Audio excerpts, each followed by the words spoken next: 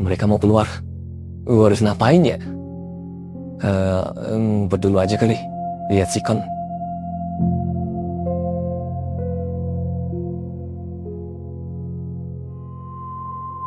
Kalau lihat kasus Angel ini, gue jadi teringat satu cerita dari California tahun 70-an. Cerita seorang gadis muda, namanya Kalin Stan. Singkat cerita, dia ini mau menghadiri ulang tahun temannya. Jadi kisah penculikannya itu bermula dari tumpangan orang asing yang bakal menjadi malapetaka baginya. Tunggu, ini cerita nyata atau novel? Nyata. Di YouTube juga banyak tuh yang bahas The Girl in the Box ini. Karena aneh banget, gimana coba bayangin, seseorang bisa dikurung dalam box yang nggak manusiawi selama 7 tahun tanpa ketahuan siapapun. 7 tahun? Serius? Serius? Ada ya kisah tragis itu? Apa tadinya si Kalin Stan ini gak curiga gitu sama si pelaku waktu ngasih tumpangan? Nah itu be, saat si pelaku memberikan tumpangan ke Kalin, si pelaku saat itu bersama istri dan anaknya yang masih bayi. Jadi Kalin merasa gak ada yang aneh dan gak ada yang perlu diwaspadai. Dianggap keluarga muda yang baik-baik aja gitu. Apa berarti si istri juga sekongkol sama dia? Iya gitu kali ya be. Nyatanya pas Kalin dibawa ke rumahnya, istri pelaku malah support. Gila, dua-duanya sakit. Gue cuma berharap sih cerita Angel gak seseram itu. Iya, gue juga berharapnya gitu. Gak kenapa-napa sama si Angel. Ini udah lebih dari 5 menit loh. Kita harus segera. Iya loh, ayo. Kita jadi ke tebing dulu atau kita langsung turun, Len? Langsung turun aja be. Gua ada firasat mereka ke arah bawah deh. Siap. Let's go. Oke.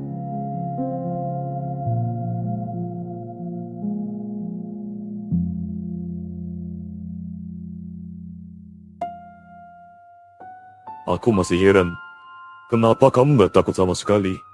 Jika orang lain di posisimu, pasti udah teriak minta tolong. Takut? Aku gak akan takut dengan sesuatu yang salah. Cara kamu ini salah. Luar biasa.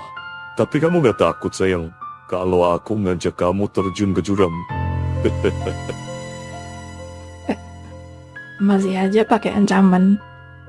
Nyawaku gak mungkin bisa ditentuin sama orang yang gak bisa ngendaliin dirinya sendiri. Percuma lah takut. Setelah kegagalanku memilikimu di dunia yang fana ini, aku berencana kita mati bareng aja sayang. Biar kita bisa hidup bersama selamanya di sana. Hei, kamu pikir bisa begitu?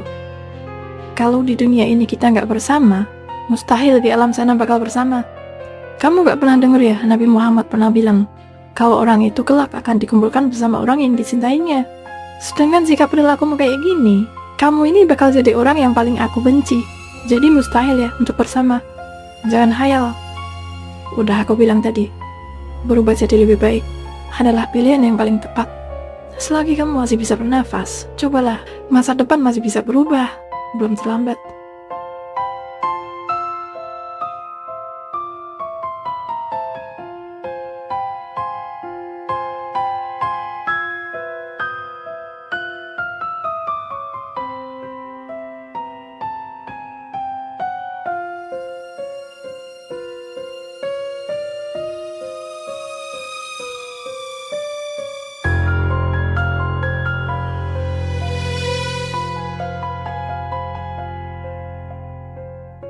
Tadi gimana sih Angel ceritanya? Dia cuma orang yang kesepian Sylvie, tapi salah cara buat dapetin yang dia mau, sampai ngorbanin banyak orang. Iya, salah tuh pola pikirnya. Padahal tadi gue udah siap banget sumpah kalau dia macem-macem. Gue ajar juga tuh orang. Tangan gue udah gatel banget. Tapi untung lah ya, nggak perlu sampai gelut. Iya sih, tapi jujur aja kata-kata Angel tadi tuh lebih keras dari pukulan gue. Dalam banget, nusuknya sampai ke hati. Tuh orang pasti ambruk dari dalam. Hancur dia, nggak hanya secara fisik. Emang tadi Angel ngomong apa? Biar nanti Angel aja yang ceritain. Kasih dia waktu dulu buat tenang. Iya benar. Maaf ya Angel. Nggak apa-apa Sylvie. Aku malah yang makasih banget ke kalian. Ngomong apa sih kamu Angel? Santai aja. Iya benar, kita ini udah kayak keluarga Angel. Kalau yang satu sakit, yang lain juga ikut ngerasain. Tuh, dengerin Angel. Makasih ya, kalian udah jadi bagian dari keluarga terbaik yang pernah aku miliki. Iya, sama-sama.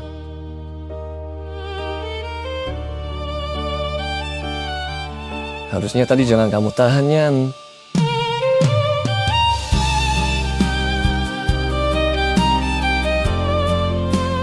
NB yang berhasil nanti sama olahraga. Kasian lah yang di dalam udah kena Angel, di luar kena NB. Kalau ditambahin kamu yang, ya remuk lah dia, kasian lah. Tapi tetap aja dia lebih kejam. Dia ngebunuh loh, nyulik juga. Iya sih, tapi kan nanti dia juga bakal di penjara. Hah, beruntung tuh si Kopet. Kalau tangan gue sampai kena dia, bisa jadi orang banyak tuh.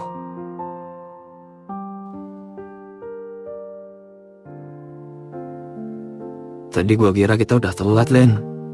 Udah nggak bisa lihat Angel lagi. Tapi kita sempat. Dan untungnya, nggak harus lihat ada darah di mana-mana. Angel itu kuat, lebih dari yang kita kira. Iya, gua nggak ngerti gimana dia bisa ngomong setenang itu. Kalimat-kalimatnya aja tuh kayak bisa ngambil lautan kali. Kadang luka yang paling dalam itu bukan dari tangan, Be. Tapi dari kebenaran yang ditusuk secara perlahan. Pelaku cuma gak siap aja dengar dirinya sendiri dari mulut orang lain. Len, Iya, ada apa, Be? orang tuamu gimana kabarnya? Kenapa tiba-tiba banget loncat ke orang tua gua, Be? Iya, gak apa-apa. Kadang gue ngerasa kasihan aja sih, Len, sama lo. Lo kan merantau kayak gini ya. Apalagi lo perempuan.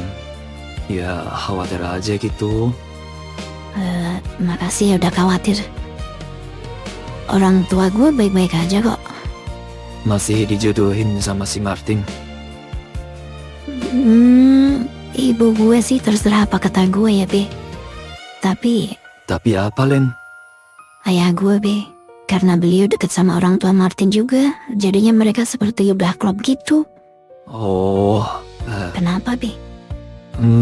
iya nggak apa-apa sih. Mungkin ayah lo pengen anaknya dapet yang terbaik aja kan?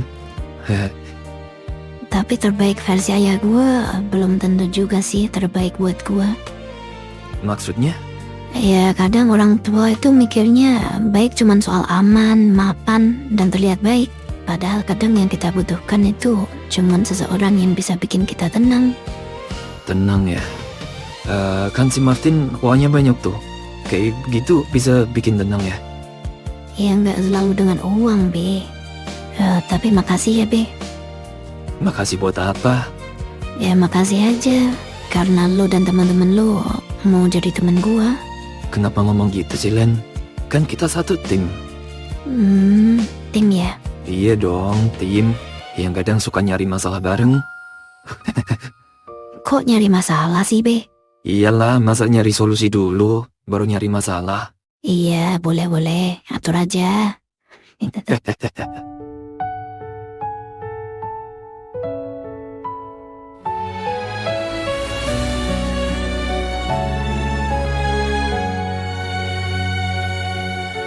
Kenangan tetap meski waktu berlalu,